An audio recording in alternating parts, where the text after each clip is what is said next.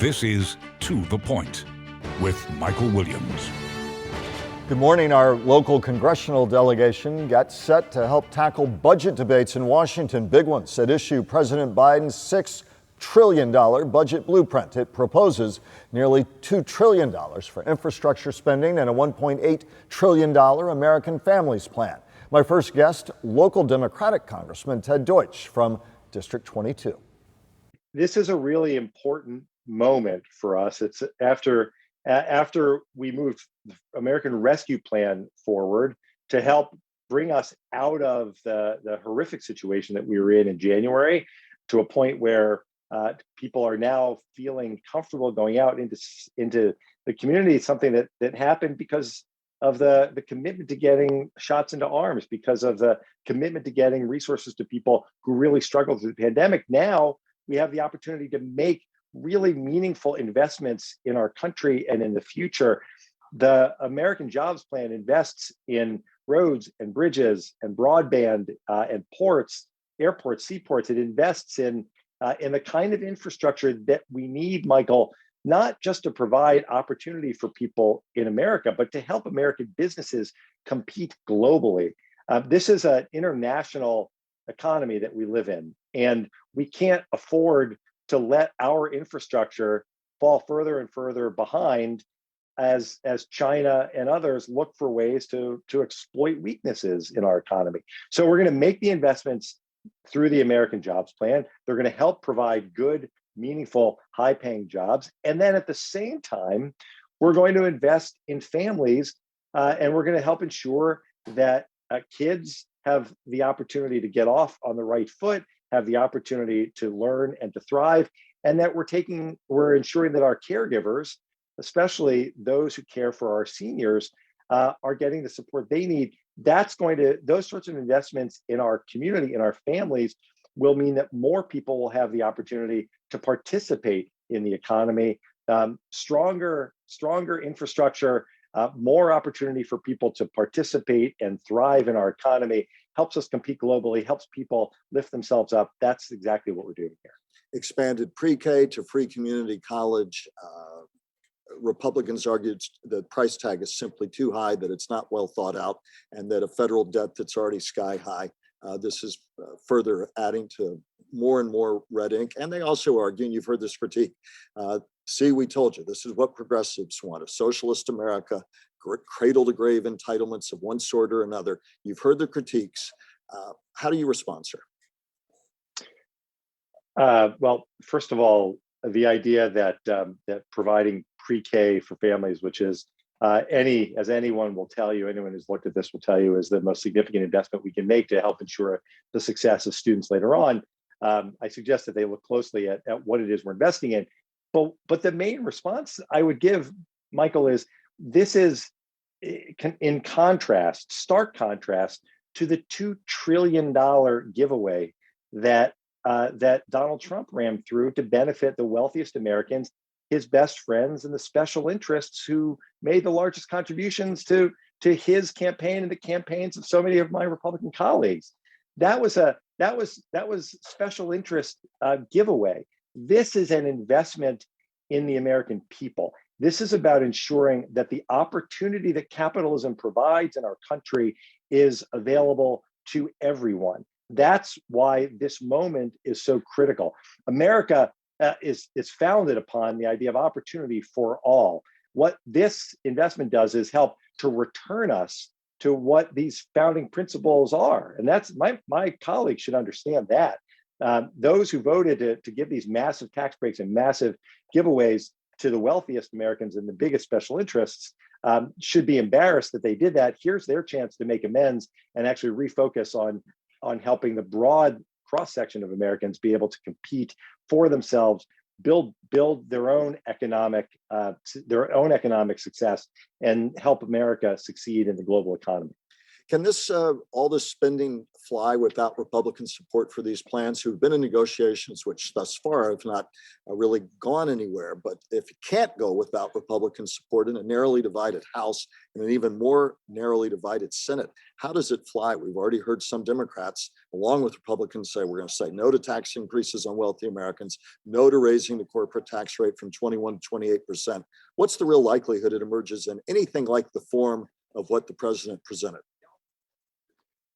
Well, the president's been clear that he's committed to working to achieve bipartisan success, but that doesn't mean that he's going to back away from commitments to fairness and opportunity for all. And so, I don't know what the vote count looks like at this point, but I do know that just as the same arguments were made about the American Rescue Plan, that only in Washington is the American Rescue Plan partisan. There's broad support for it across the country because people knew we had to do it. In this case, I am quite confident that the same thing is taking place. There is broad support for investing in infrastructure. There is broad support for recognizing that a tax policy that provides opportunity for all to thrive in our capitalist economy that has served America so well is preferable to a policy that rewards those who have the most expensive lobbyists and make the largest campaign contributions. So I'm confident this is going to have bipartisan support across the country, regardless of whether Republicans in Washington want to acknowledge that or not. Congressman, I want to turn to a few other topics. Election reform. We've had election reform in Florida and other states. Democrats decry it. Republicans say it's needed to create and secure integrity at the ballot box. Republicans, meanwhile, are upset about bills in Congress, specifically talking about the House bill that they argue would federalize elections, open up automatic voter registration, be prone to all sorts of problems and potential fraud when it comes to elections. There's this titanic struggle over the vote and a lot of hyperbole on both sides. What are your thoughts?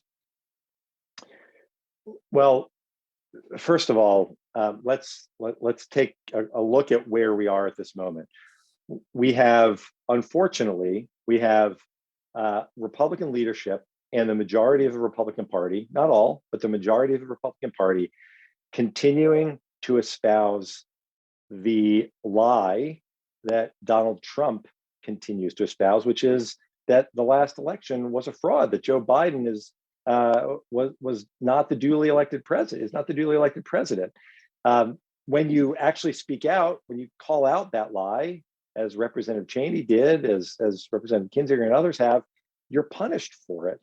And it's starting from that point that in so many states around the country, Republicans have advanced these voter intimidation laws, these voter restriction laws that are meant to make it harder to vote, keep more people at home, disproportionately impact voters of color. And it's all premised upon this fraud that the election was stolen, which is a lie, or that there was mass voter fraud, which is also a lie, and they know it. What H.R. 1 does, what the House passed, and what I believe the Senate absolutely needs to pass, is legislation that will ensure that those efforts that we've seen around the country to make it harder for people to vote, to take away the vote, cannot succeed. And that's why we passed it through the House, and it's why I'm confident that the Senate will bring this up and pass it. I'll say one last thing. We can have a debate about the filibuster. Lots of people are talking about it. Whether you feel the filibuster is important or you feel it should be abolished, but one thing I think all of us can agree is that the purpose of the filibuster was never intended to protect those who want to undermine our democracy. And right now, that's how it's being used. We can't allow that to happen. H.R. 1, Senate Bill 1 on the Senate side, will help to protect our democracy and provide the opportunity for people to participate freely in our democracy. That's why it's so critically important. A note here, I also reached out numerous times over the week to try to interview local Republican Congressman Brian Mast, a frequent guest on this program. In the end, schedule conflicts for him got in the way. That happens, but we will be talking with him again soon. I did have a chance to talk about the president's budget, the debate in Congress, and more with another familiar face, Michael Barnett, chairman of the Palm Beach County Republican Party. Well, I'll tell you this, President Trump during his term didn't need to foist on us a $6 trillion monster of a economy killing budget to get the economy growing during his term. This is going to hurt families. This is going to hurt people who are working, corporations, the wealthy.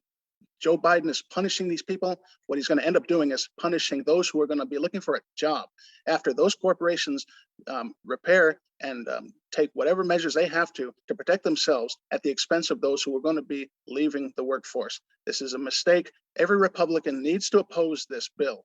Every Democrat with any sense of common sense needs to join those Republicans and say no to this bill. Lindsey Graham and Kevin McCarthy said this bill is dead on arrival. I hope they're telling the truth. This is a monster of a nightmarish job-killing bill. This is anti-family. This is not an American families bill, and it needs to be thrown in the trash. Fundamentally, you believe higher taxes that would come with it for corporations and the wealthy would have them quit hiring, take jobs away and or out of the country. Is that correct? Absolutely. It kills the workers' ability to spend. That money that could be going to paying for a tank of gas is now going to the federal government to pay for Joe Biden's socialist economic policies. Mr. Barnett, let me ask you though, Democrats argue, where were Republicans being so upset with then President Trump's $2 trillion tax cut for, they say, the wealthy? Republicans weren't complaining then, they say. $2 trillion. This Joe Biden bill, $6 trillion bill, is going to create $2 trillion of a deficit in and of itself just in 2022. This is a massive waste. At least the economy was growing. People were employed. It created an economy that benefited minorities, especially Hispanics and Blacks, with the lowest unemployment in history. We had results to show for President Trump's economic policies. Even Joe Biden's own officials in the government say inflation is going to increase. He doesn't seem to care about that. Mr. Burnett, final question, different topic, election reform. We've seen it in Florida. There's also, you well know, in Congress, among Democrats, a push for federal rules that they say are needed to make sure everyone has a right to vote. It's a big debate. Your take? Everybody has a right to vote. Those who legally can vote, those who present identification, those who are legally registered to vote should vote. The Republican Party stands for that, and we support it. It's those people who are not registered to vote, who are not citizens of this country or this state, those who are not legally allowed to vote should not be allowed to. We have to preserve the rights of those who are here legally, those who are registered legally. It's not fair to those who haven't come to this state, to this country legally, and be able to cast a vote. I don't want people who don't share Florida's values from outside of Florida voting on Florida policy. But me and my family. Mr. Barnett, very briefly, 30 seconds, but Democrats argue that it's about suppressing the vote of those who may well live in Florida by cutting out various ways to vote. By cutting down on the amount of time to vote, about cutting down on the places you can vote. Brief response to that critique that it's anti-voter. As a Black person, I know the argument. They're trying to say that because you're a minority, you're not able or not smart enough or not wealthy enough to get ID. Anybody can get an identification to vote. It's very inexpensive, and it's going to protect our integrity, the integrity of our election system. That should be paramount.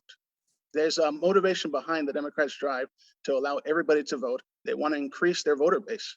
They don't have any concern about foreign influence in our elections. They care about getting Democrats elected. Up next, another name in the Florida gubernatorial race and our roundtable when we return.